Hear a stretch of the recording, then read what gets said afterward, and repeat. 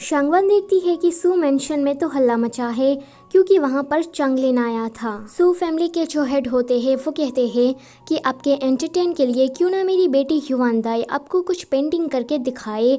आगे युवानदाई एक अच्छा सा चित्र बना लेती है। चंगलिन उसके चित्र की तारीफ करते हुए कहता है कि अगर तुम लड़का होती तो मैं तुम्हारे साथ ड्राइंग करना पसंद करता, तुम काफी टैलेंटेड हो, मैं तो तुमसे इम्प्रेस हो गया। युवानदाई की ये तारीफ जिन्यू से देखी नहीं चाहती एंड वो बीच में टपक कर कहती है कि राजकुमार मैं भी अपना टैलेंट आपको दिखाना चाहती हूँ। इतना कहकर जिन्यू चाइनीज रोजेस को ड्रॉ करती है।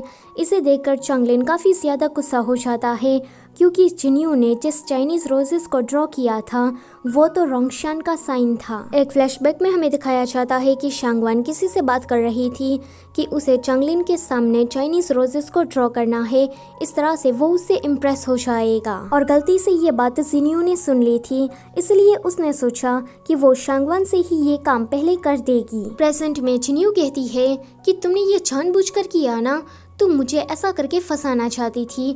तो शांगवान कहती है कि तुम ये क्या कह रही हो, मुझे तो कुछ भी समझ में नहीं आ रहा। सू फैमिली के हेड कहते हैं कि जिन्यू तुम थोड़ा संभल कर बात किया करो, भूलो मत कि तुम्हारे सामने कौन खड़ा है।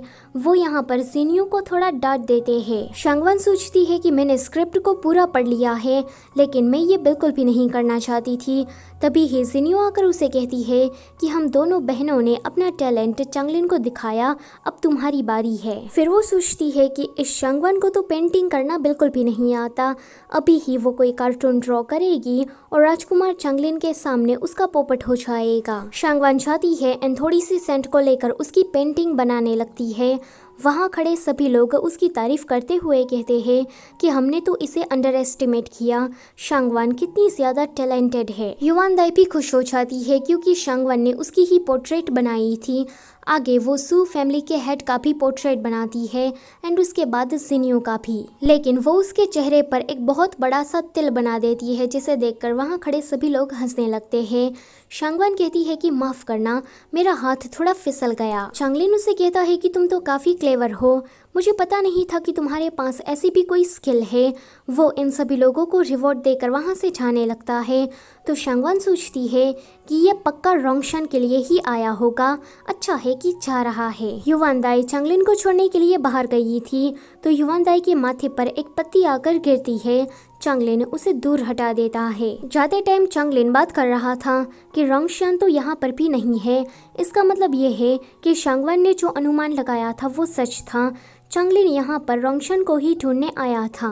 ओल्ड लेडी को जब ये पता लगता है कि शांगवान ने चंगलिन के सामने पेंटिंग बनाई तो वो उसे डांटने लगती है। वो उसे कहती है कि जब तुम्हें कोई काम ढंग से नहीं आता तो तुम्हें झूठा दिखावा करने की क्या जरूरत थी। राजकुमार चंगलिन के सामने हमारी इज्जत मिट्टी में मिल गई है, जब ये बात बाहर वाले लोगों को पता लगेगी तो मैं तो अपना मुंह समाज में दिखाने के लायक नहीं रहूंगी। सू फैमिली के हेड कहते हैं कि ग्रैनी आप कुछ गलत समझ रही है। तो वो कहती है कि तुम तो चुप ही रहो, शांगवान ने सब कुछ बर्बाद करके छोड़ा है, अब मैं उसकी गलती की उसे सजा दूंगी। सू फैमिली के हेड कहते हैं कि पहले आप मेरी बात को सुन तो लीजिए। तो वो कहती है कि कहा ना मैंने कि तुम चुप रहो, आज से ही शांगवान टेम्पल जाएगी और वहाँ पर पढ़ाई करेगी। अगर आज हमारे साथ जिन्यू नहीं होती तो सब कुछ खत्म हो जाता, अच्छा है कि वो इतनी टैलेंटेड है। वो शांगवान को गालियाँ दे रही थी। तो सू फैमिली के हेड कहते हैं कि बस बहुत हुआ, इस जिन्यू की वजह से आज तो हमारा नाक कट ही जाता, लेकिन शांगवान ने सब कुछ हैंडल कर लिया। शांगवान की वजह से राजकुमार चंगलिन ने हमें बहुत सारे रिवॉर्ड दिए। ग्रैनी कहती है कि जिन्यू ने ऐसा भी क्या कर दिया।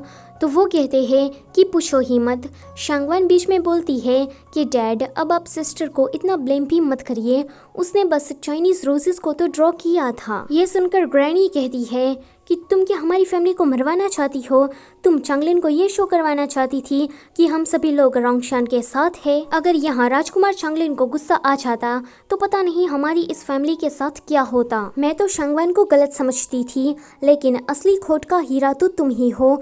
अब शांगवान की जगह पर तुम टेम्पल जाकर पढ़ाई करोगी। अगले सीन में शांगवान बाथरूम में बैठी बैठी सोच रही थी कि युवानदाई मेरी तरफ कितनी अच्छी है, लेकिन स्क्रिप्ट के अकॉर्डिंग मुझे उसके मैन को चुराना होगा होगा और अपनी दुश्मनी उसके तरफ करनी होगी। चंगलिन के बारे में मैंने स्क्रिप्ट में तो बहुत ही अच्छी अच्छी बातें सुनी थी, मगर वो असल में तो ऐसा बिल्कुल भी नहीं है। वो मुझे डबल ढोलकी टाइप का लगता है। दूसरी तरफ रोंगशान विलन, वो बिल्कुल भी ऐसा नहीं है। उसे देखकर मुझे ऐसा लगता है कि वो बहुत ही ज्यादा ऑनेस्ट है। जितना सोचा था उससे कहीं ज्यादा वो काइंड है। मैं शांगवान का रोल करते करते अब थक गई हूँ। मैं शाउटिंग हूँ, एक जेंटल एंड ब्यूटीफुल वुमन। मुझे शांगवान का रोल प्ले नहीं करना है और मुझे किसी के भी मैन को नहीं चुराना है और अपनी ही बहन से दुश्मनी नहीं मोड़नी है। मैंने डिसाइड कर लिया है कि मैं जैसी हूँ वैसी ही रहना चाहती हूँ। तभी ही वहाँ पर रोंगशान आ जाता है। वो कहता है कि मेरे कपड़े मुझे लौटा दो। वो कहती है कि तुम क्या वापस जाना चाहते हो, लेकिन भूलो मत कि मैंने उस दिन तुम्हें जहर दिया था। रोंगशान सोचता है कि एक मर्चेंट की बेटी का स्टाइल ये तो नहीं हो सकता। ये मेरी दोस्त है या फिर दुश्मन, मुझे कुछ भी समझ में नहीं आ रहा। वो उसे कहता है कि तुम मुझे किस कंडीशन पर एंटीडोट दोगी। तो वो कहती है कि मुझे थोड़ा सोचने दो, सोचने के बाद मैं तुम्हें बताऊंगी, तब तक तुम यहीं पर ही रुक जाओ। रोंगशान सोचता है कि ये अच्छा है, इतने वक्त में मैं इसका बैकग्राउंड भी चेक करवा लूंगा। अगले दिन युवानदाई शांगवान से कहती है कि मैंने तुम्हारी केयर ठीक से नहीं की, क्या इस वजह से तुम इतना ज्यादा बदल गई हो। तो शांगवान कहती है कि ऐसी कोई बात नहीं है। पहले मैं काफी कमजोर हुआ करती थी, लेकिन जब से वो मुझे सपना आया तब से मुझे ऐसा लगा कि मुझे इस तरह से नहीं रहना है, और उसी सपने की वजह से आज मैं इतनी डिफरेंट पर्सन बन पाई हूँ। वैसे तुम मेरी काफी केयर करती हो। अगर माँ ने हम दोनों को ऊपर से ऐसे देख लिया तो वो भी हमारे लिए खुश होगी। युवानदाई के एक्सप्रेशन ये बात सुनकर अचानक से ही बदल जाते हैं। अगले दिन ई नाम की कोई मेड होंग्यू को एक लेटर देती है।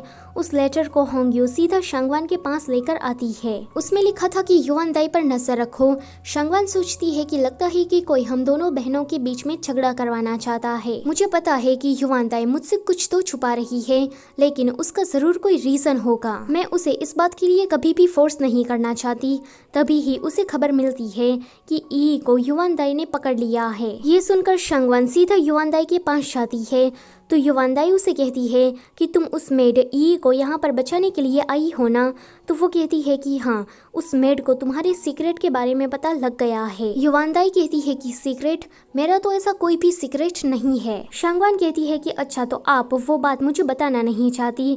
तो युवानदाई कहती है कि ये सीक्रेट ऐसा है जिसको सुनने के बाद हम दोनों बहनें शायद अलग भी हो सकती है। ये वाला सीन यहीं पर ही कट होता है। अगले सीन में हम देखते हैं कि शांगवान ने उस मेड ई को छुड़ा लिया था। ई उसे कहती है कि जब आपकी माँ जिंदा थी तब मेरी माँ आपकी माँ के यहाँ पर्सनल मेड का काम करती थी और उसने देखा कि युवानदाई ने आपकी माँ को मार दिया। मैंने वो लेटर आपको इसीलिए लिखा ताकि आप युवानदाई से इस बात का बदला ले सके। शांगवान उसे कहती है कि अब तुम यहाँ से जा सकती हो। ई के जाने के बाद वहाँ पर युवानदाई आती है। युवानदाई ने भी ई की सारी बातें सुन ली थी। वो कहती है कि मैं तुम्हें अब सब कुछ सच बताने के लिए तैयार हूँ। एक फ्लैशबैक में हम देखते हैं कि युवानदाई जब छोटी थी तब वो शांगवान की माँ के साथ बहुत ही टाइम बिताती थी एंड उन दोनों के बीच में माँ बेटी जैसा रिश्ता था। मगर एक दिन शांगवान की माँ की तबीयत बिगड़ने लगी तो युवानदाई मेड से जाकर पूछती है कि मैं ऐसा क्या करूँ जिस वजह से ये ठीक हो जाए। वो मेड उसे जहरीला पॉरिश देती है। युवानदाई उसे लेकर जाती है एंड शांगवान की माँ को खिला देती है, जिस वजह से शांगवान की माँ की मौत हो जाती है। वेल, ये सारी बातें युवानदाई शांगवान को सुना रही थी एंड उसे माफी मांग रही थी। तो शांगवान कहती है कि तब तुम छोटी थी एंड मुझसे माफी मांगना बंद करो। जब तुम ऊपर जाओगी तब तुम मेरी माँ से माफी मांग लेना। अगले सीन में हम जिन्यू की माँ मैडम जू को देखते हैं। वहाँ पर शांगवान आती है तो वो उसे कहती है कि मैं प्रेग्नेंट हूँ, ऊपर से मेरी बॉडी काफी ज्यादा वीक है, इसलिए मुझे काफी ठंड लग रही है। मैडम जू के वहाँ से जाने के बाद जिंग्यू की मेड कहती है कि मुझे तो इसकी बॉडी काफी ज्यादा अजीब लगी, मुझे तो ऐसा लगता है कि ये प्रेगनेंसी का बस नाटक कर रही है। शांगवान रोंगशान से कहती है कि ओए मेड, मुझे तुम इस मामले को एनालिसिस करने में मदद करो। रोंगशान कहता है कि मुझे तो कुछ भी अजीब नहीं लगता।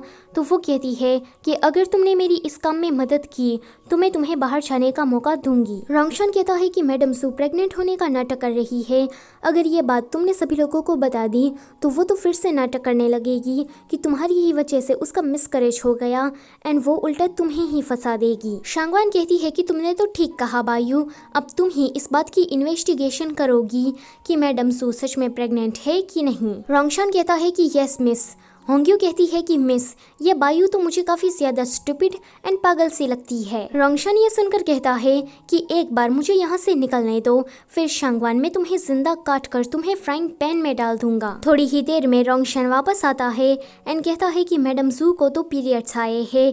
ये सुनकर ये दोनों ही शॉक। शांगवान कहती है कि क्या ये चीज तुमने अपनी आंखों से देखी? तो वो कहता है कि हाँ। शांगवान कहती है कि बायू, तुमने अच्छा काम किया है तो अब तुम्हें रिवॉर्ड मिलेगा। तभी ही कोई तीसरी मेड आकर कहती है कि मुझे बचाओ, मुझे मैडम जू के सीक्रेट के बारे में पता लग गया है। अगले सीन में रोंगशान उसे कहता है कि अब तो तुम्हें और भी ज्यादा चौकन्ना रहना पड़ेगा, क्योंकि मैडम जू तुम्हें फंसाने की ट्राई करेगी। शांगवान रोंगशान को देखकर हंस रही थी क्योंकि वो कुछ अजीब तरीके से बैठा था। रोंगशान जल्दी से उसे नीचे लेकर आता है। शांगवान सोचती है कि ये कितना ब्यूटीफुल नज़ारा है, ये मुझे ऐसे ताड़ रहा है तो ये पक्का मुझे किस करेगा। इतना सोचकर वो पाउच बना लेती है। रोंगशान उसे धीरे से कहता है कि सो अगली। इतना कहकर वो छाने लगता है तो वो सोचती है कि मुझे इतनी जल्दी करने की क्या जरूरत थी। अगले दिन पूरी सू फैमिली प्रार्थना करने के लिए जब टेम्पल जाती है तो शांगवान के सामने मैडम जू आकर अपने आप ही गिर जाती है। फिर उसकी मेड चिल्ला रही थी कि शांगवान की वजह से मेरी मैडम का मिसकैरेज हो गया। ये सारा किया धरा शांगवान का है, ये मैडम जू से चलती है इसीलिए उसने उसका मिसकैरेज करवा दिया। शांगवान एक फ्लैशबैक को सोचती है जहाँ पर उसे पता लग गया था कि मैडम जू सच में प्रेग्नेंट है। तब रोंगशान ने उसे कहा कि मैडम जू तुम्हें फंसाने के लिए इतनी ज्यादा डेस्परेट है कि वो अपने बच्चे को भी कुर्बान कर देगी। शांगवान पर अब आरोप लग गया था, इसलिए शांगवान उसी मेड को बुलाती है जिसे मैडम जू का सीक्रेट पता लग गया था। वो मेड कहती है कि मिस जू ने अपना मिसकैरेज जानबूझकर ही करवाया है, ऊपर से उसने मुझे एक दवाई खिलाई जिस वजह से मैं कभी भी प्रेग्नेंट नहीं हो पाऊंगी। ये मैडम जू मुझसे जेलस थी क्योंकि मैं उसके पति की मेड हूँ। उसे ऐसा लग रहा था कि कहीं मैं प्रेग्नेंट ना हो जाऊँ। मैडम जू कहती है कि ये सब कुछ झूठ है, ये बस बनी बनाई कहानी है। शांगवान दूसरे किसी डॉक्टर को बुलाती है। वो डॉक्टर चेक करके कहता है कि ये मेड सच कह रही है। मैडम जू के पास कुछ भी कहने को नहीं बचता तो वो कहती है कि शांगवान को उसकी माँ की मौत के बारे में पता लग गया है एंड अब वो हमारी फैमिली के बीच में कलेश करवाना चाहती है। तभी ही वहाँ पर युवांदा एक छोटी सी बच्ची को लेकर आती है। ये छोटी बच्ची किसी डॉक्टर की थी। वो डॉक्टर कहता है कि इस मैडम जू ने मेरी बेटी को किडनैप करके रखा था और इसके जरिए ये मुझे ब्लैकमेल कर रही थी। जब मैंने मैडम जू से ये कहा कि उसका बेटा सिर्फ 5 महीने ही जिंदा रह सकता है तो उसने अपनी बॉडी की केयर करना बंद कर दिया। शांगवान कहती है कि मेरी माँ को युवानदाई ने नहीं लेकिन आपने मारा है। आप ही ने ही उस मेड को कहा था ना कि वो मेरी माँ को जहर दे एंड सारा इल्जाम युवानदाई पर लगा दे। वो सबूत के तौर पर ई को बुलाती है एंड ऊपर से एक लेटर भी दिखाती है जो कि उसी मेड का था। अब तो सारे सबूत मैडम जू के खिलाफ चले जाते हैं। सभी लोग बातें करने लगते हैं कि ये औरत इतनी ज्यादा बुरी होगी, हमने कभी सोचा नहीं था। सभी लोगों के ताने सुन सुनकर मैडम जू को हार्ट अटैक ही आ जाता है एंड उसकी मौत वहीं पर ही हो जाती है। इसी के साथ पार्ट नंबर 3 होता है यहीं पर ही खत्म। वीडियो से जाने से पहले लाइक, शेयर और चैनल को सब्सक्राइब करना मत भूलना। Thank you for watching.